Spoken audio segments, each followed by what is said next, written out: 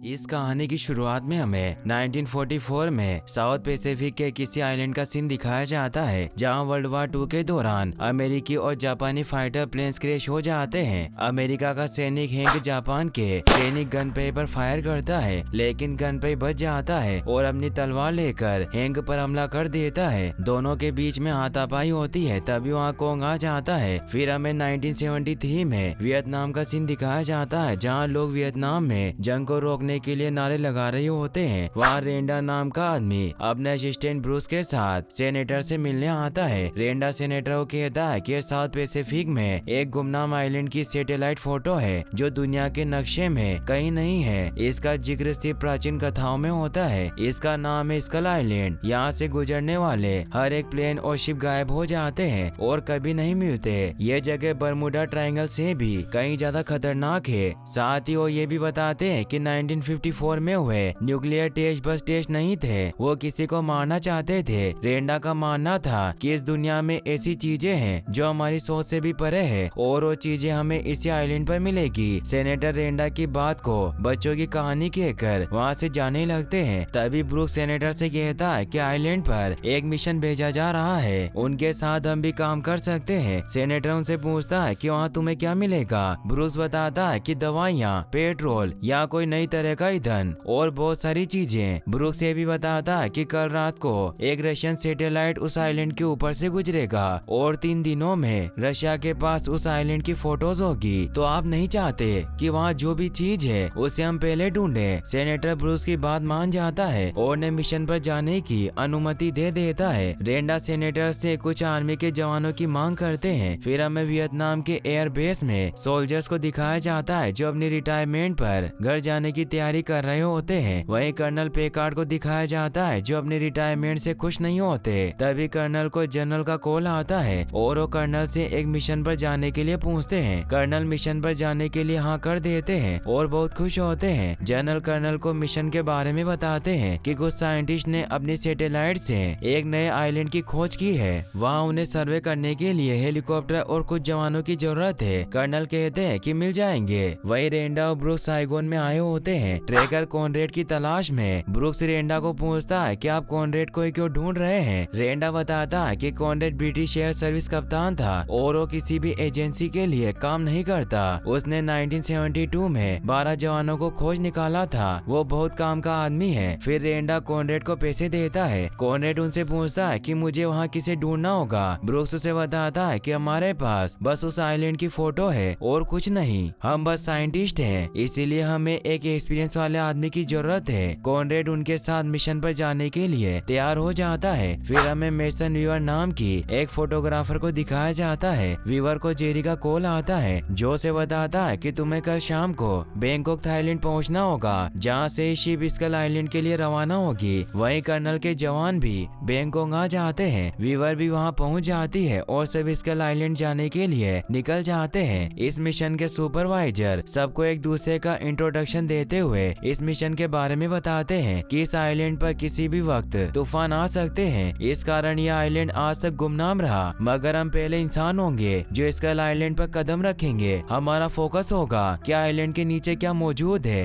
Brooks सबको बताता है कि सबसे पहले हम बारूद बम गिराएंगे जिससे धरती हिलेगी और वाइब्रेशन क्रिएट होंगे जिससे सतह के नक्शे को मापने में मदद मिलेगी। फिर साउथ के किनारे के ऊपर से फ्लाई करते हुए हम सेस्मिक इंस्ट्रूमेंट गिराएंगे जिससे हमें वहाँ की डेंसिटी का पता चलेगा। सुपरवाइजर बताते हैं कि हम वहाँ लैंड करके बेस कैंप बनाएंगे और वहाँ कॉनरेड खोज करेंगे। फिर आर्मी कमांडो जेक सबको बताता है कि आइलैंड पर पहुँचने के बाद हमारी शिप से हमारे सारे संपर्क टूट जाएंगे। फिर 3 दिन बाद रिफ्यूलिंग टीम हमें आइलैंड के नॉर्थ की तरफ मिलेगी और हमारे पास आइलैंड से निकलने का बस यही एक मौका होगा, इसीलिए शिप को कोई गलती से भी मिस मत करना। फिर वो सब आइलैंड के करीब पहुँच जाते हैं। वहाँ बहुत खतरनाक तूफान आ गया था, इसीलिए सुपरवाइजर मिशन की डेट को आगे बढ़ाने को कहते हैं, मगर रेंडा उनकी बात नहीं मानते और वो कर्नल से पूछते हैं कि क्या तुम हमें तूफान पार करवा सकते हो। कर्नल सबको हेलीकॉप्टर्स में बिठाकर आइलैंड की तरफ बढ़ने लगते हैं। तूफान के अंदर जाते ही हेलीकॉप्टर्स की आरपीएम बिगड़ने लगती है। फिर भी वो बहुत मुश्किल से तूफान को पार करके आइलैंड पर पहुंच जाते हैं। सुपरवाइजर और उनकी टीम नीचे उतरकर रीडिंग लेने के लिए सेटअप कर लेते हैं और कर्नल और उनकी टीम हेलीकॉप्टर से आइलैंड पर बॉम्ब्स गिराने लग जाते हैं। ब्रूक्स रीडिंग लेकर रेंडा को बताता है कि यहाँ की जमीन खोखली है। तभी एक हेलीकॉप्टर पर कोंग पेड़ से हमला कर देता है और हेलीकॉप्टर नीचे गिरकर ब्लास्ट हो जाता है। कोंग दूसरे हेलीकॉप्टर को अपने हाथ में पकड़कर जवानों खा जाता है। तभी कर्नल सभी को बताते हैं कि 2 हेलीकॉप्टर क्रैश हो गए। वहीं सब कोंग को देखकर हैरान हो जाते हैं। कोंग इतना बड़ा होता है कि एक हेलीकॉप्टर उसके हाथ जितना छोटा होता है। कर्नल सभी कमांडोज को कोंग पर फायर करने का ऑर्डर दे देते हैं। सब कोंग पर फायर करने लगते हैं। कोंग इससे काफी गुस्सा हो जाता है और कोंग सारे हेलीकॉप्टर्स पर हमला करने लग जाता है और एक एक करके सभी हेलीकॉप्टर्स को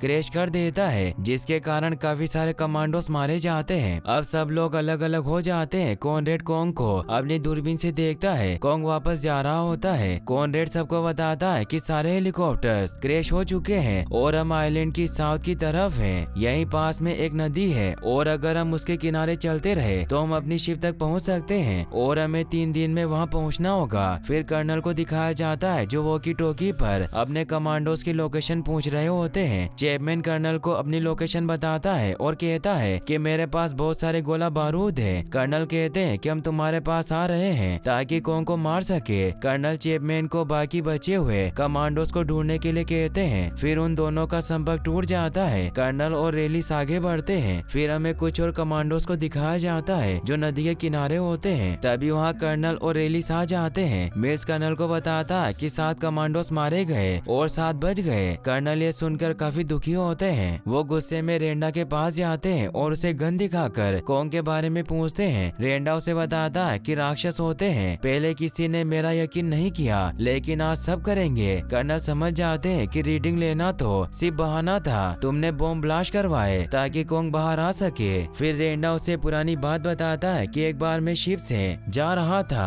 जिस शिप में 1000 लोग थे और जब हम इस आइलैंड के पास से गुजरे तो कोंग ने शिप पर हमला करके उसे डुबो दिया, जिससे उन हजारों लोगों में से सिर्फ मैं अकेला जिंदा बच पाया। मेरी फैमिली को बताया गया कि शिप जंग में डूब गई थी, लेकिन मैं जानता हूँ कि एक राक्षस ने उसे डुबोया था। मैं पिछले 30 सालों से ये साबित करने की कोशिश कर रहा हूँ कि राक्षस होते हैं। इंसानों से पहले इस धरती पर उन्हीं का राज था। वही हमें कॉनरेड और उसके साथियों को दिखाया जाता है। वो सब एक नदी के पास से गुजर रहे होते हैं। अचानक नदी में हलचल होती है और एक बहुत ही बड़ा सांड नदी से बाहर आता है। सब उसे देखकर हैरान हो जाते हैं। सिल्यूकोस पर गन पॉइंट करता है मगर कॉनरेड उसे फायर करने से मना कर देता है और वो सांड वहाँ से चला जाता है। वहीं कर्नल और उसके कमांडोज को अपने साथियों की मौत का बहुत दुख होता है, इसीलिए अपने मरे हुए कमांडोज की मौत का बदला लेने की कसम खाते हैं। फिर वो चैपमैन और अपने हथियारों को ढूंढने के लिए जाते हैं। वो बांस के पेड़ों के बीच में से जा रहे होते हैं। एक कमांडो पानी पी रहा होता है। तभी एक बहुत बड़ी मकड़ी उसके मुंह में अपना पैर घुसाकर उसे मार डालती है। सभी कमांडोज मकड़ी पर फायर करने लग जाते हैं। तभी मकड़ी मिल्स को अपनी जुबान से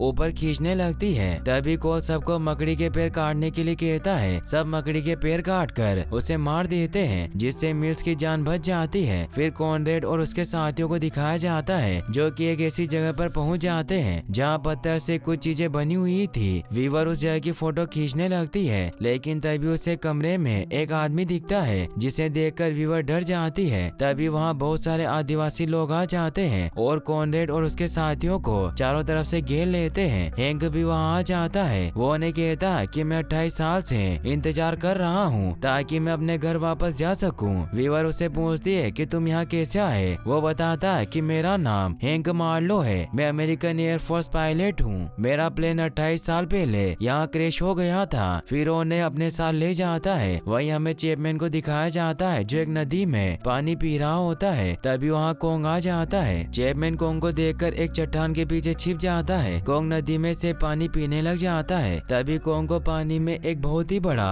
ऑक्टोपस दिखता है और उसे मारकर खा जाता है। चैपमैन ये सब देखकर काफी हैरान होता है। फिर हमें हैंक को दिखाया जाता है जो कॉनरेड और उसके साथियों को अपने साथ आदिवासियों के कबीले में लेकर आता है। वीवर उसे पूछती है कि क्या ये दीवार कोंग से बचने के लिए है। हैंक बताता है कि कोंग से इन लोगों को कोई खतरा नहीं है और उन्हें एक शिप के अंदर ले जाता है और बताता है कि यहाँ के लोग हजारों सालों तक कोंग से डरते रहे, लेकिन फिर अचानक कोंग इन्हें जमीन में रहने वाले खतरनाक जीव स्कल क्रोलर से बचाने लगा, जिससे कोंग को अपना भगवान मानने लगे। कोंग इस आइलैंड का राजा है। फिर उन्हें स्कल क्रोलर के के बारे में बताता है कि वो दिखने में बड़ी छिपकलियों के जैसे होते हैं और बहुत खतरनाक होते हैं। बॉम्ब ब्लास्ट की वजह से स्कल क्रोलर ऊपर आ जाते हैं, इसीलिए कॉन्ग बहुत गुस्सा हो जाता है। कॉन्ग छोटी वाली स्कल क्रोलर को ही हैंडल कर पाता है, लेकिन अगर बड़े स्कल क्रोलर जाग गए तो बहुत बड़ी मुसीबत हो जाएगी। हैंक बताता है कि बड़ी स्कल क्रोलर कॉन्ग की पूरी फैमिली को खा गई और कॉन्ग अपनी प्रजाति का आखिरी जीव बचा है और वो अभी भी बड़ा हो रहा है। फिर कॉनरेड उसे बताता है कि 3 दिनों में आइलैंड के नॉर्थ की तरफ एक रिफ्यूलिंग टीम आने वाली है, हमें वहां तक पहुंचना होगा। हैंक कहता है कि पैदल तो तुम वहां तक नहीं पहुंच पाओगे। फिर उन्हें अपनी बोट दिखाता है। हैंक बताता है कि मैं और गन पे यहाँ से जाने के लिए इस बोट को बना रहे थे, लेकिन स्कल क्रोलर ने उन्हें मार दिया। फिर वो सब मिलकर उस बोट को ठीक करने लग जाते हैं ताकि उसे लेकर यहाँ से जा सके। वहीं दूसरी ओर रिवर कबीले वालों के फोटोज खींच रही होती है, तभी उसे एक आवाज सुनाई देती है। वीवर आवाज के पास जाकर देखती है तो एक बहुत बड़ा सांड एक हेलीकॉप्टर के नीचे फंसा हुआ था। वीवर हेलीकॉप्टर हटाने की कोशिश करती है लेकिन नहीं हटा पाती। तभी वहाँ कॉन्ग आ जाता है और हेलीकॉप्टर को हटा देता है। कॉन्ग को देखकर वीवर काफी डर जाती है, मगर कॉन्ग उस पर हमला नहीं करता और वहाँ से चला जाता है। फिर हमें चैपमैन को दिखाया जाता है जो एक सूखे तने पर बैठा होता है। तभी वो तना हिलने लग जाता है और चैपमैन नीचे गिर जाता है। वो एक तने की तरह दिखने वाला जीव होता है। चैपमैन डरकर उस पर फायर करता है। तभी वो जीव एक स्कल क्रोलर को देखकर उससे डरकर चला जाता है और वो स्कल क्रोलर चैपमैन को खा जाती है। फिर हमें अगले दिन दिखाया जाता है कि हैंक सबको अपने दोस्त गनपे की कब्र के पास लाता है और बताता है कि हम अपनी दुश्मनी को बुलाकर इसी जगह पर दोस्त बने थे। फिर वो सब हैंक की बोट को स्टार्ट करके आइलैंड से निकलने के लिए चले जाते हैं। रास्ते में हैंक सबको अपनी पत्नी की फोटो दिखाता है और बताता है कि मेरे प्लेन के क्रैश होने से पहले उसका टेलीग्राम आया था कि हमारा एक बेटा हुआ है। तभी सिल्यूको के वॉकी टॉकी पर कर्नल से संपर्क जुड़ जाता है। वो उन्हें बताता है कि हम एक बोट पर हैं। मिल्स उससे पूछता है कि तुम्हें बोट कहाँ से मिली। सिल्यूको हैंक के बारे में सबको बताता है और उन्हें एक फ्लेयर फायर करने के लिए कहते हैं ताकि उनके साथियों को उनकी लोकेशन पता चल सके। कर्नल एक फ्लेयर फायर करते हैं। कॉनरेड और उसके साथी फ्लेयर को देख लेते हैं। तभी एक पक्षी मिशन सुपरवाइजर को अपने साथ हवा में उड़ाकर ले जाता है और उन्हें मार देता है। कॉनरेड और उसके साथी किनारे आकर कर्नल और उनकी टीम से मिलते हैं। सभी एक दूसरे को देखकर बहुत खुश होते हैं। कॉनरेड कर्नल को कहता है कि हम बोट की मदद से रिफ्यूलिंग शिप तक पहुंचेंगे। कर्नल कहते हैं कि पहले हमें एक कमांडो को ढूंढना होगा, उसका हेलीकॉप्टर वेस्ट में क्रैश हुआ था। हैंक कहता है कि हम वेस्ट में नहीं जा सकते, वहीं तो स्कल क्रोलर रहते हैं। लेकिन कर्नल कॉनरेड को कमांडो को ढूंढने के लिए कहता है। कॉनरेड मान जाता है और कहता है कि अगर रात तक हमें कमांडो नहीं मिला तो सब वापस आ जाएंगे। सब लोग कमांडो को ढूंढने के लिए चले जाते हैं और फिर आगे जाकर उन्हें बहुत बड़े कंकाल मिलते हैं। हैंक सबको बताता है कि कंकाल कॉन्ग के माता पिता के हैं जिन्हें बड़ी स्कल क्रोलर ने मार दिया था। कर्नल कहते हैं कि इन कंकालों के दूसरी तरफ चैपमैन का हेलीकॉप्टर क्रैश हुआ था। हैंक उन्हें उस पार जाने से मना करता है, लेकिन कर्नल कहते हैं कि मैं चैपमैन को लिए बिना यहाँ से नहीं जाऊंगा और सब लोग कंकालों के बीच में से निकलकर उस पार जाने लगते हैं। कोल सिगरेट जलाता है मगर मिल्स उसे सिगरेट बुझाने के लिए कहता है तो कोल सिगरेट को नीचे फेंक देता है। चारों ओर पेट्रोल होने के कारण वहाँ एक धमाका होता है जिसकी वजह से वहाँ एक स्कल क्रोलर आ जाती है। सब लोग कंकालों में छिप जाते हैं। स्कल क्रोलर आकर वहाँ उल्टी कर देती है। उसके पेट में से एक खोपड़ी निकलती है जिसमें चैपमैन की चेन होती है। सभी लोग उस जगह से जाने लगते हैं मगर रेंडा पीछे रह जाता है और उसे स्कल क्रोलर खा जाती है और सब लोग उस पर फायर करने लग जाते हैं। स्कल क्रोलर एक और कमांडो को खा जाती है।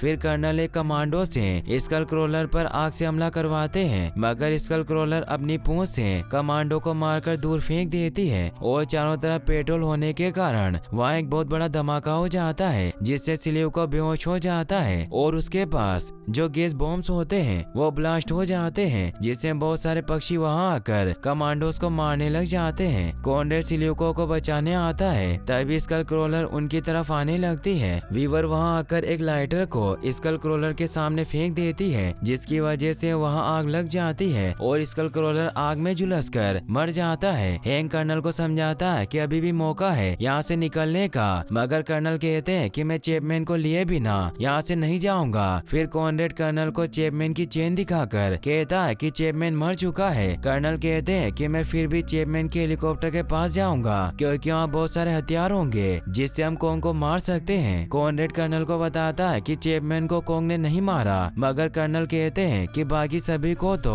उसी ने मारा है। हैंक कर्नल से कहता है कि तुम कोंग को नहीं मार सकते क्योंकि सिर्फ वही स्कल क्रोलर को जमीन से निकलने से रोक सकता है, लेकिन कर्नल उसकी बात नहीं मानते। फिर कॉनरेड कर्नल से कहता है कि आपको आपके हथियार 3 किलोमीटर दूर मिल जाएंगे और मैं इन सबको बोट पर लेकर जाता हूँ, हम आपका वहीं इंतजार करेंगे। कर्नल अपनी टीम को लेकर हथियार लेने चले जाते हैं। कॉनरेड भी अपने साथियों के साथ बोट के पास जाते हैं। कॉनरेड सबको वहीं रुकने के लिए कहता है और ऊंचाई पर जाकर नदी देखने जाता है। वीवर भी उसके साथ जाती है। फिर हमें कर्नल और उसकी टीम को दिखाया जाता है जो चैपमैन के हेलीकॉप्टर तक पहुंच गए थे। कर्नल और कमांडो सारे हथियार उठा लेते हैं ताकि वो कोंग को मार सके और कर्नल पेट्रोल के ड्रम्स को नदी में खाली कर देते हैं और सारे कमांडोस अपनी पोजीशन ले लेते हैं। वहीं कॉनरेड और वीवर भी एक पहाड़ पर पहुंच जाते हैं और अपनी बोट को देख रहे होते हैं। तभी उनके सामने कोंग आ जाता है। वीवर कोंग को अपने हाथों से छूकर देखती है। कोंग उन दोनों पर हमला भी नहीं करता। इतने में कर्नल जंगल में बॉम्ब ब्लास्ट करने लग जाते हैं। कोंग इससे गुस्सा होकर कर्नल के पास आ जाता है। वहीं हमें दूसरी ओर कॉनरेड को दिखाया जाता है जो अपने साथियों को कहता है कि तुम बोट पर चले जाओ और कल सुबह तक हमारा इंतजार करना, अगर हम नहीं आए तो तुम हमें छोड़कर चले जाना।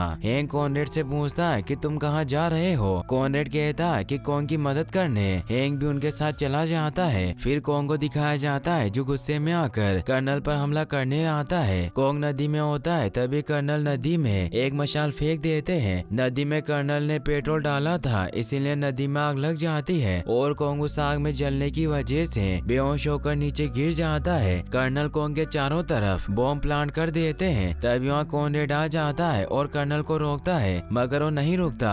फिर सिलीव को भी कर्नल के खिलाफ हो जाता है। तभी नदी में से एक बहुत बड़ी स्कल क्रोलर बाहर आती है। हैंक सबको बताता है कि यही है सबसे बड़ी स्कल क्रोलर। कॉनरेड सभी को वहाँ से भगा देता है और वो भी चला जाता है, मगर कर्नल कोंग को मारने के लिए वहीं रुके रहे। तभी कोंग को होश आ जाता है और वो कर्नल को अपने हाथों से कुचलकर मार देता है। फिर बड़ी स्कल क्रोलर कोंग पर हमला कर देती है और कोंग को घायल कर देती है। कॉनरेड और उसके साथी आइलैंड के किनारे पर आ जाते हैं। कॉनरेड वीवर को पहाड़ पर जाकर एक फ्लेयर फायर करने के लिए भेज देता है और वो सब वहाँ से दूर जाने लगते हैं। तभी वहाँ बड़ी स्कल क्रोलर आ जाती है और कोल रास्ते में रुककर अपने हाथ में बॉम्ब लेकर बड़ी स्कल क्रोलर के सामने चला जाता है, मगर बड़ी स्कल क्रोलर उसे अपनी पूंछ से दूर फेंक देती है और बॉम्ब ब्लास्ट होने की वजह से कोल मारा जाता है। बड़ी स्कल क्रोलर कॉनरेड को खाने वाली थी। तभी वहाँ कोंग आकर स्कल क्रोलर पर हमला कर देता है। फिर वो दोनों लड़ने लग जाते हैं। वीवर ऊपर चढ़कर फ्लेयर फायर कर देती है और फ्लेयर को देखकर ब्रूस बोर्ड लेकर उनके पास आ जाता है। वहीं बड़ी स्कल क्रोलर कोंग को उठाकर एक पुरानी शिप के ऊपर फेंक देती है, जिसकी वजह से कोंग शिप की जंजीरों में फंस जाता है और वहाँ से निकल नहीं पाता। स्कल क्रोलर कोंग को मारने के लिए जाती है, मगर ब्रूस बोर्ड पर लगी मशीन गन से फायर करके उसे रोक लेता है, लेकिन उसकी गन अटक जाती है और स्कल क्रोलर उस पर हमला करने के लिए आता है। तभी वीवर उस पर फ्लेयर फायर करके उसे घायल कर देती है। कोंग भी जंजीरों से अपने आप को छुड़ा लेता है और शिप के पंखे से स्कल क्रोलर को मारता है और उसे उठाकर एक पहाड़ की तरफ फेंक देता है, लेकिन उस पहाड़ पर वीवर होती है। स्कल क्रोलर के पहाड़ से टकराने की वजह से वीवर पहाड़ से नीचे नदी में गिर जाती है और बेहोश हो जाती है। कोंग स्कल क्रोलर को पंखे की मदद से बहुत बुरी तरह से मारता है, जिससे स्कल क्रोलर बेहोश हो जाता है। फिर कोंग वीवर को नदी से बाहर निकालता है, लेकिन तभी स्कल क्रोलर को होश आ जाता है। वो कोंग पर हमला कर देती है और स्कल क्रोलर वीवर को खाने की कोशिश करती है और कोंग के हाथ को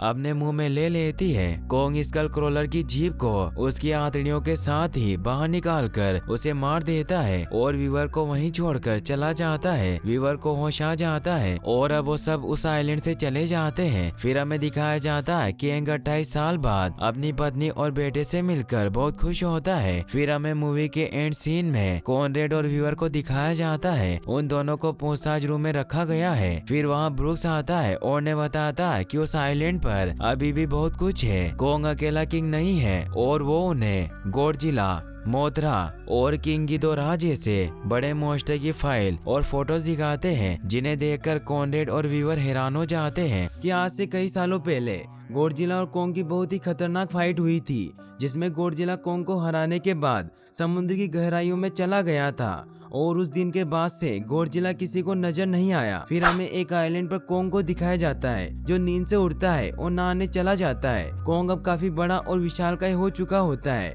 फिर हमें वहीं पर एक छोटी बच्ची को दिखाया जाता है, जिसका नाम जिया होता है, जो कोंग की काफी अच्छी दोस्त होती है। कोंग उसकी हर एक बात मानता है, लेकिन जिया ना ही कुछ बोल सकती है और ना ही कुछ सुन सकती है। कोंग आज बहुत ज्यादा गुस्से में होता है। इसी वजह से वो एक पेड़ को उखाड़कर आसमान की तरफ फेंकता है, जिससे वहां लगा एनर्जी वॉल टूट जाता है और हमें पता चलता है कि कोंग को एक आर्टिफिशियल आइलैंड में रखा गया था, ताकि गॉडजिला कोंग को ढूंढते हुए वहां ना आ जाए, क्योंकि ये दोनों टाइटन्स एक दूसरे को फील कर सकते हैं। फिर हमें इस आइलैंड पर डॉक्टर एंड्रूज को दिखाया जाता है, जो कोंग की सेफ्टी का ख्याल रखती है और अब वो कोंग के गुस्से को देखकर समझ जाती है कि कोंग अब यहाँ नहीं रह सकता, क्योंकि अब वो बहुत ही ज्यादा बड़ा और विशालकाय हो चुका है। इसके बाद हमें एक आदमी को दिखाया जाता है, जिसका नाम बर्नी होता है, जो कि पेशे से एक हैकर होता है और उसे एपेक्स नाम की कंपनी पर शक होता है कि वो कंपनी कोई ऐसी चीज बना रही है जो बहुत ही खतरनाक है। और इसी बात का पता लगाने के लिए वो पिछले 5 सालों से इस कंपनी में काम कर रहा था और एक दिन वो इस कंपनी का सारा डेटा हैक कर लेता है, जिससे उसे पता चलता है कि एपेक्स कंपनी किसी काफी बड़े ऑब्जेक्ट को हांगकांग शिफ्ट करने वाली है। लेकिन तभी वहाँ पर अलार्म बजने लग जाता है और ये अलार्म गॉडजिला के आने का होता है। फिर हमें गॉडजिला को दिखाया जाता है, जो समुद्र से बाहर निकल आता है और एपेक्स कंपनी की तरफ बढ़ रहा होता है। वहीं कंपनी में सभी लोगों को गॉडजिला के आने की वजह से बाहर निकाला जा रहा होता है। गॉडजिला शहर में आते ही सब कुछ डिस्ट्रॉय करने लग जाता है। किसी को कुछ समझ नहीं आ रहा था कि आखिर गॉडजिला सबको क्यों मारता जा रहा है, क्योंकि वो तो एक ऐसा टाइटन है जो इंसानों की मदद करता है, उनकी जान बचाता है। यहाँ पर हमें ये भी पता चलता है कि गॉडजिला के पास न्यूक्लियर पावर है और गॉडजिला अपनी न्यूक्लियर पावर का इस्तेमाल करके पूरी एपेक्स कंपनी को डिस्ट्रॉय कर देता है। इसके बाद पूरी दुनिया में ये न्यूज फैल जाती है कि गॉडजिला वापस लौट आया है, लेकिन इस बार वो हमारा दुश्मन बनकर आया है। फिर उसी एपेक्स कंपनी के सीईओ वॉल्टन सिम्स सभी को न्यूज में बताते हैं कि हमारी कंपनी एक ऐसे प्रोजेक्ट पर काम कर रही है जिससे वो बहुत ही जल्द एक ऐसी डिवाइस बनाने में कामयाब हो जाएंगे जिससे गॉडजिला का सामना किया जा सकता है। फिर हमें कॉलेज में पढ़ाई करती एक लड़की मेडिसन को दिखाया जाता है, जो कि इस न्यूज को देख रही होती है, लेकिन उसको इस बात पर यकीन नहीं होता कि गॉडजिला इंसानों का दुश्मन बन गया है, क्योंकि वो गॉडजिला को बहुत ही अच्छे से जानती थी, क्योंकि उसको और उसकी फैमिली को एक बार गॉडजिला ने ही बचाया था। इसीलिए वो इस न्यूज को एक बकवास समझती है। फिर मेडिसन अपने फादर के पास जाती है और उन्हें समझाने की कोशिश करती है कि गॉडजिला कभी भी इंसानों का दुश्मन नहीं हो सकता और जरूर एपेक्स कंपनी ने ही उसके साथ कुछ गलत किया है। लेकिन मेडिसन के फादर इस बात पर यकीन नहीं करते और उसे समझाने लग जाते हैं कि जीव भी इंसानों की तरह बदलते हैं और अब गॉडजिला भी बदल गया है और वो इंसानों को मारता जा रहा है। इसके बाद मेडिसन वहाँ से चली जाती है और यहाँ पर हमें पता चलता है कि मेडिसन उस हैकर बनने का ब्रॉडकास्ट सुनती है, जिसमें वो गॉडजिला के बारे में बताता है कि गॉडजिला के साथ जरूर कुछ न कुछ गलत हो रहा है, क्योंकि वो कभी भी जानबूझकर हमला नहीं करते। ये बात सुनकर मेडिसन उस हैकर से मिलने का डिसाइड करती है। फिर हमें एपेक्स कंपनी के सीईओ वॉल्टन सिम्स को दिखाया जाता है, जो डॉक्टर नेथन से मिलने जाते हैं। डॉक्टर नेथन असल में एक साइंटिस्ट होते हैं। वॉल्टन नेथन को बताता है कि आपका होलो अर्थ का कॉन्सेप्ट बिल्कुल सही है।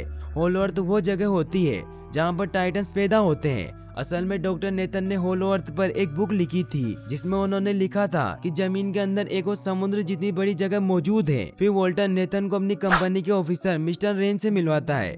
मिस्टर रेन उन्हें एक मैग्नेटिक इमेज दिखाता है। फिर वॉल्टन बताता है कि हमारी अर्थ के अंदर एक समुद्र जितना बड़ा इकोसिस्टम है और वो उन्हें यह भी बताता है कि होलो अर्थ में एक बहुत ही ताकतवर एनर्जी है, जिसकी मदद से होलो अर्थ में गॉडजिला जैसे टाइटन्स का जन्म होता है। इसीलिए अगर हम उस एनर्जी को ढूंढ सके तो हम एक ऐसा दानव बना सकते हैं जो गॉडजिला का मुकाबला कर सकता है। इसीलिए हमें तुम्हारी मदद चाहिए। लेकिन डॉक्टर नेथन कहते हैं कि होलो अर्थ में जाना नामुमकिन है, क्योंकि जब भी कोई इंसान होलो अर्थ के अंदर एंटर करेगा तो रिवर्स ग्रेविटी की वजह से मारा जाएगा। और ऐसा ही मेरे भाई के साथ भी हुआ था, जिससे मैंने मेरे भाई को खो दिया था। लेकिन फिर वॉल्टन उसे बताता है कि हमने एक ऐसी कार को बना लिया है जो इस तरह की ग्रेविटी का सामना कर सकती है। और वो नेथन को कहता है कि होलो अर्थ में जाना मुमकिन है अगर आप हमारा साथ दे तो। वॉल्टन डॉक्टर नेथन का साथ इसलिए मांग रहा होता है क्योंकि उसको पता नहीं होता कि होलो अर्थ में वो एनर्जी कहाँ है। फिर डॉक्टर नेथन उन्हें अपना प्लान बताता है कि अगर इन टाइटन्स को होलो अर्थ से ही पावर मिलती है तो हम किसी टाइटन की मदद से उस एनर्जी को ढूंढ सकते हैं। फिर डॉक्टर नेथन मदद लेने के लिए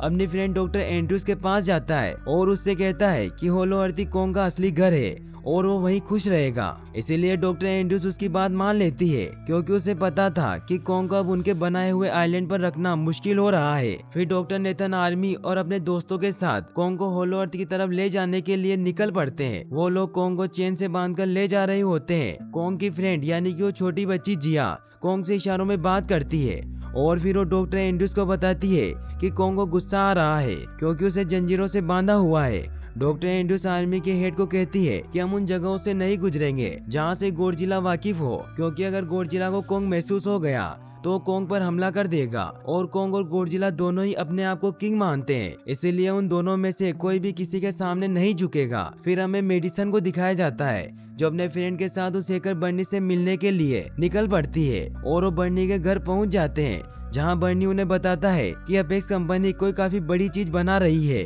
और वो उससे हांगकांग शिफ्ट करने वाले हैं। इसीलिए गॉडजिला को ये बात पसंद नहीं आई और उसने एपेक्स कंपनी पर अटैक करके उसे डिस्ट्रॉय कर दिया। फिर हमें जिया को दिखाया जाता है जिसे महसूस हो जाता है कि गॉडजिला आने वाला है और तभी शिप में अलार्म भी बजने लग जाते हैं और जिया डॉक्टर एंड्रूज को बताती है कि गॉडजिला आ रहा है। डॉक्टर एंड्रूज कहती है कि गॉडजिला हमारी तरफ ही आ रहा है, इसीलिए हमें कोंग को आजाद कर देना चाहिए ताकि वो गॉडजिला का मुकाबला करके खुद को और हम सबको बचा सके।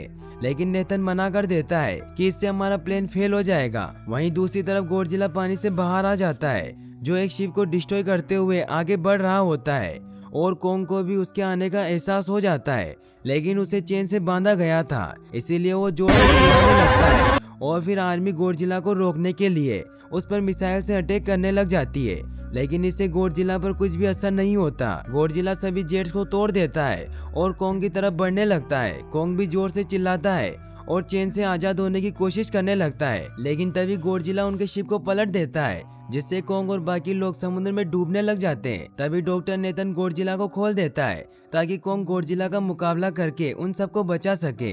कोंग अब आजाद हो जाता है और वो गॉडजिला को मारने लगता है। कोंग गॉडजिला को एक पंच मारता है जिससे गॉडजिला समुद्र में काफी नीचे चला जाता है और तभी कोंग बाहर आकर शिप को सीधा कर देता है ताकि सब लोगों की जान बच जाए, लेकिन गॉडजिला एक बार फिर ऊपर आता है। ये देखकर कोंग भी गुस्से में उससे लड़ने के लिए एक शिप से दूसरी शिप पर छलांग लगाता हुआ लास्ट शिप पर जाता है और कोंग गॉडजिला को एक जोरदार पंच मारता है और गॉडजिला भी कोंग को मारता है और कोंग नीचे गिर जाता है। कोंग एक बार फिर से उठकर गॉडजिला को मारता है जिससे गॉडजिला समुद्र में जाकर गिर जाता है, जिससे गॉडजिला को और ज्यादा गुस्सा आ जाता है और वो अपनी न्यूक्लियर पावर से कोंग पर अटैक करने लगता है। कोंग ये देख लेता है और वो जल्दी से पानी में कूद जाता है। गॉडजिला की न्यूक्लियर पावर बहुत ही खतरनाक होती है और वो हर जगह फैल जाती है।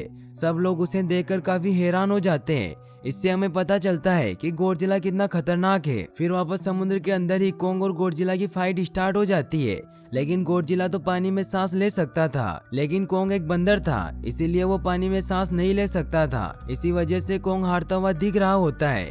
फिर गॉडजिला कोंग को मारने के लिए उसे समुद्र की गहराइयों में लेकर जा रहा होता है। ये देखकर फीमेल डॉक्टर कहती है कि हमें कोंग की हेल्प करनी होगी वरना गॉडजिला उसे मार डालेगा, जिस पर ये बहुत सारे मिसाइल को समुद्र में ब्लास्ट कर देते हैं, जिससे कोंग अपनी जान बचाने के लिए बाहर आ जाता है, लेकिन ज्यादा देर पानी में रहने की वजह से उसकी हालत खराब हो चुकी होती है और वो अब गॉडजिला से नहीं लड़ सकता था। फिर डॉक्टर नेथन को एक आइडिया आता है और वो सभी को ऑर्डर देता है कि सब कुछ ऑफ कर दो, सारे इंजन और सारी मशीनों को बंद कर दो ताकि कोई आवाज ना हो और गॉडजिला को लगे कि हम सब मर गए हैं, और वो सारी चीजों को ऑफ करवा देता है जिससे गॉडजिला को भी ऐसा ही लगता है कि वो सब मर गए हैं और फिर वो वहाँ से चला जाता है। फिर डॉक्टर एंड्रूज नेथन को कहती है कि अगर हम फिर से आगे बढ़े तो गॉडजिला हमें फिर से फील कर सकता है और हम पर अटैक कर देगा, तो अब हम आगे कैसे बढ़ेंगे और कोंग को कैसे लेकर जाएंगे। तो डॉक्टर नेथन कहता है कि हम कोंग को उड़ाकर लेकर जाएंगे। वहीं दूसरी तरफ हमें बर्नी को दिखाया जाता है जो एडिसन और उसके दोस्तों को लेकर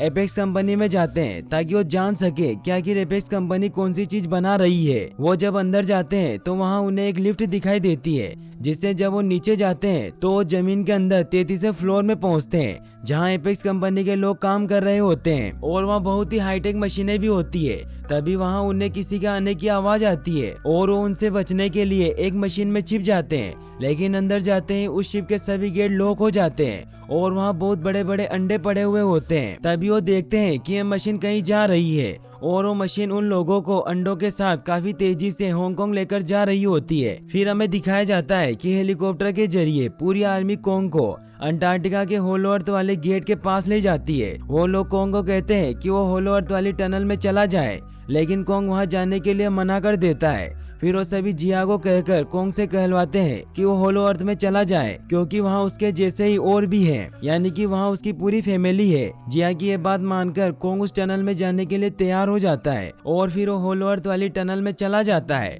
और फिर वो सब भी अपनी एंटी ग्रेविटी कार की मदद से कोंग के पीछे पीछे जाते हैं। होलो अर्थ एक बहुत ही अलग तरह की दुनिया होती है जहाँ रिवर्स ग्रेविटी होती है, लेकिन ये सब अपनी ग्रेविटी कार की वजह से बच जाते हैं। वो सब होलो अर्थ को देखकर शॉक्ड हो जाते हैं, क्योंकि वो बहुत ही खूबसूरत जगह होती है। वहाँ अलग अलग तरह के जानवर होते हैं, लेकिन तभी एक फ्लाइंग क्रिएचर एक एंटी ग्रेविटी कार को डिस्ट्रॉय कर देता है और वो उस जिया वाली कार पर भी अटैक करने ही वाला होता है कि तभी कोंग उस मॉन्स्टर को पकड़ लेता है और उसे मार डालता है और फिर उस मॉन्स्टर का शरीर धड़ से अलग करके उसका खून पी लेता है। फिर कोंग तेजी से सोर्स ऑफ एनर्जी की तरफ बढ़ने लग जाता है और वो बाकी सब भी कोंग के पीछे पीछे जाने लगते हैं। होलो अर्थ पर ग्रेविटी न होने की वजह से वहाँ के सारे पत्थर हवा में उड़ रहे होते हैं। वहीं दूसरी तरफ मेडिसन और उसके फ्रेंड हांगकांग पहुंच जाते हैं और यहाँ पर उन लोगों को अपेक्स के सीक्रेट वेपन के बारे में पता चल जाता है, जो एक रोबोटिक गॉडजिला होता है जिसे अपेक्स ने गॉडजिला को मारने के लिए बनाया होता है। और इस रोबोटिक गॉडजिला का नाम मेगा गॉडजिला होता है और इस मेगा गॉडजिला को कंट्रोल करने वाला वोल्टन का ऑफिसर मिस्टर रेन होता है। मेगा गॉडजिला की पावर को चेक करने के लिए वोल्टन वहां एक स्कल क्रोलर को छुड़वाता है। मेगा गॉडजिला यहां अपनी पावर का यूज करके स्कल क्रोलर के 2 टुकड़े कर देता है, लेकिन तभी उसकी पावर खत्म हो जाती है और मेगा गॉडजिला को चलाने के लिए और ज्यादा पावर की जरूरत थी और वो पावर सिर्फ और सिर्फ होलो अर्थ में ही थी। और यही वजह थी कि वोल्टन ने उन्हें सोर्स पावर ढूंढने के लिए होलो अर्थ भेजा था, ताकि वो मेगा गॉडजिला को दोबारा एक्टिव कर सके। मेगा गॉडजिला के एक्टिव होने की वजह से गॉडजिला उसे फील कर लेता है, इसीलिए हांगकांग मेगा गॉडजिला की तरफ बढ़ने लग जाता है। वहीं दूसरी तरफ कोंग एनर्जी सोर्स के पास जा रहा था, जो कि एक पहाड़ पर था। कोंग उस पहाड़ की तरफ जाता है और उसके डोर को ओपन कर देता है और जोर से दहाड़ता है। कोंग को वहाँ पर एक कुल्हाड़ी मिलती है और ये कुल्हाड़ी कोई नॉर्मल एक्स नहीं होती, बल्कि इसे गॉडजिला की बॉडी से बनाया गया था, जो कि बहुत ज्यादा पावरफुल होती है। कोंग उस एक्स को लेकर वहाँ एक किंग की तरफ बैठ जाता है। वहीं गॉडजिला हांगकांग पहुंच चुका होता है और वो मेगा गॉडजिला की तरफ बढ़ रहा होता है, जिससे सब लोग अपनी जान बचाने के लिए इधर उधर भागने लग जाते हैं। दूसरी तरफ कोंग को एनर्जी सोर्स भी मिल जाता है और यहाँ पर उसे ये भी पता चलता है कि एनर्जी सोर्स उसकी एक्स को भी चार्ज कर सकती है, क्योंकि उसकी एक्स चार्ज होने के बाद ही पावरफुल हो सकती थी। गॉडजिला को कोंग के होलो अर्थ में पहुंचने का पता चल जाता है, जिससे गॉडजिला अपनी न्यूक्लियर पावर जमीन में मारता है, जिससे वो न्यूक्लियर पावर जमीन को फाड़ते हुए कोंग के पास पहुंच जाती है और एपेक्स कंपनी की लेडी ऑफिसर उन लोगों को धोखा देती है और वो इस एनर्जी का थोड़ा सा सैंपल अपनी कंपनी के पास भेज देती है, ताकि वो लोग मेगा गॉडजिला को एक्टिव कर दें। एंड्रूस उसे ऐसा करने से मना कर देती है, लेकिन वो उसकी बात नहीं सुनती और उन्हें अपनी गन से डराने लग जाती है और वो सोर्स का सैंपल वोल्टन तक भेज देती है और फिर वो वहां से भागने लग जाती है। लेकिन तभी कोंग उसकी कार को पकड़कर उसे डिस्ट्रॉय कर देता है। कोंग अपना एक्स लेकर गॉडजिला से लड़ने के लिए तैयार हो जाता है, क्योंकि इस न्यूक्लियर पावर के जरिए ही गॉडजिला ने कोंग को लड़ने का इशारा दिया था। फिर कोंग वहां से भागते हुए हांगकांग आ जाता है और उसके पीछे पीछे नेथन और उसके दोस्त भी चले जाते हैं। कोंग हांगकांग पहुंचकर गॉडजिला पर अटैक करता है, लेकिन गलती से उसकी एक बिल्डिंग में फंस जाती है और मौके का फायदा उठाकर गॉडजिला कोंग को नीचे गिरा देता है और यहाँ पर इन दोनों के बीच जबरदस्त फाइट होती है। गॉडजिला कई बार अपने न्यूक्लियर पावर का इस्तेमाल करके कोंग को मारने की कोशिश करता है, लेकिन कोंग हर बार बच जाता है और उस पर वार करता जाता है और तभी वो अपनी एक्स को वापस उठा लेता है और गॉडजिला को इंजर्ड कर देता है, जिससे गॉडजिला को गुस्सा आ जाता है और वो अपनी न्यूक्लियर पावर का इस्तेमाल करके कोंग पर अटैक करने लगता है। लेकिन कोंग अपनी एक्स की मदद से उस पावर को अपनी तरफ आने से रोक देता है। उन दोनों के बीच में काफी देर तक फाइट चलती रहती है, लेकिन गॉडजिला अपनी न्यूक्लियर पावर की वजह से बहुत पावरफुल था, इसीलिए कोंग उससे हारता हुआ नजर आ रहा होता है। गॉडजिला कोंग को इंसर्ट करके वहीं पर फेंक देता है और उसके चेस्ट पर पैर रखकर जोर से दहाड़ने लगता है। कोंग भी उसे देखकर दहाड़ता है, जिससे गॉडजिला कोंग के चेस्ट पर जोर से मारता है, जिससे उसकी बॉडी काफी ज्यादा डैमेज हो जाती है और फिर गॉडजिला वहां से जाने लगता है। वहीं दूसरी तरफ हमें वोल्टन को दिखाया जाता है, जिसे अब एनर्जी सोर्स मिल चुका होता है, इसीलिए उसकी मदद से मेगा गॉडजिला को वापस से एक्टिवेट कर देता है। मेगा गॉडजिला काफी बड़ा और ताकतवर होता है और जैसे उसका सिस्टम ऑन होता है तो सब कुछ अपने कंट्रोल में कर लेता है और मेगा गॉडजिला सबसे पहले वोल्टन को मार देता है और बाद में उसके असिस्टेंट को भी मार डालता है। फिर मेगा गॉडजिला अपनी सुपर पावर की मदद से बाहर आ जाता है और शहर में सब कुछ तबाह करने लग जाता है। और गॉडजिला जब मेगा गॉडजिला को देखता है तो उसे लड़ने के लिए आगे बढ़ता है और उन दोनों के बीच काफी फाइट होती है। लेकिन मेगा गॉडजिला के पास न्यूक्लियर पावर होने के साथ साथ वेपन भी होते हैं, इसीलिए वो बहुत ही ताकतवर होता है, इसीलिए गॉडजिला उससे हारता हुआ नजर आ रहा होता है। मेगा गॉडजिला को काफी ज्यादा मारता है और उसे नीचे गिरा देता है। मेडिसन और उसके दोस्त मेगा गॉडजिला की पावर को ऑफ करने की कोशिश भी करते हैं, लेकिन वहाँ सारी मशीनों में पासवर्ड लगे हुए होते हैं।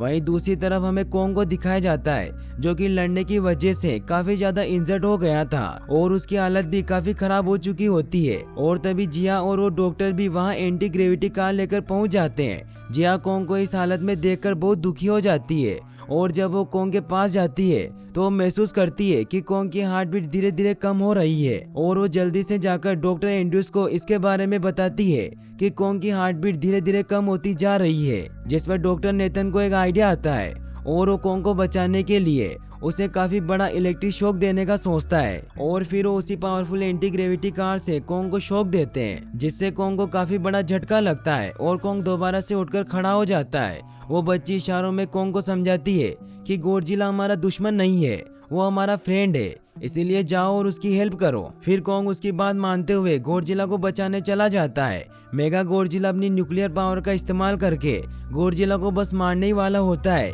कि तभी वहां पर कोंग आ जाता है और कोंग यहाँ पर गॉडजिला को बचा लेता है। गॉडजिला भी समझ जाता है कि मुझे और कोंग को साथ मिलकर लड़ना चाहिए और वो दोनों साथ मिलकर मेगा गॉडजिला को मारने लगते हैं। लेकिन मेगा गॉडजिला इतना ज्यादा पावरफुल होता है कि वो इन दोनों पर भारी पड़ रहा होता है। लेकिन तभी कोंग को अपनी एक्स नजर आती है, लेकिन अब उसका चार्ज खत्म हो गया था। लेकिन फिर भी कोंग उस एक्स से मेगा गॉडजिला पर अटैक कर देता है, लेकिन मेगा गॉडजिला कोंग को मारता है और वो कोंग को बस मारने ही वाला होता है कि तभी कोंग उसे ऐसा करने से रोक लेता है। वहीं मेडिसन और उनके दोस्तों से वो मशीन बंद नहीं हो रही थी जिससे मेगा गॉडजिला की पावर को कम किया जाए, इसीलिए वो गुस्से में आकर उस मशीन पर पानी डाल देते हैं, जिससे मेगा गॉडजिला थोड़ी देर के लिए ऑफ हो जाता है। और इसी बात का फायदा उठाकर गॉडजिला अपनी न्यूक्लियर पावर की मदद से कोंग की एक्स को चार्ज कर देता है और अब कोंग के पास पावर आ जाती है और कोंग एक एक करके मेगा गॉडजिला के हाथ पैर तोड़ देता है और उसके सारे बॉडी पार्ट्स अलग कर देता है और लास्ट में वो मेगा गॉडजिला का सर भी उखाड़ कर फेंक देता है, जिससे अब मेगा गॉडजिला पूरी तरह से खत्म हो जाता है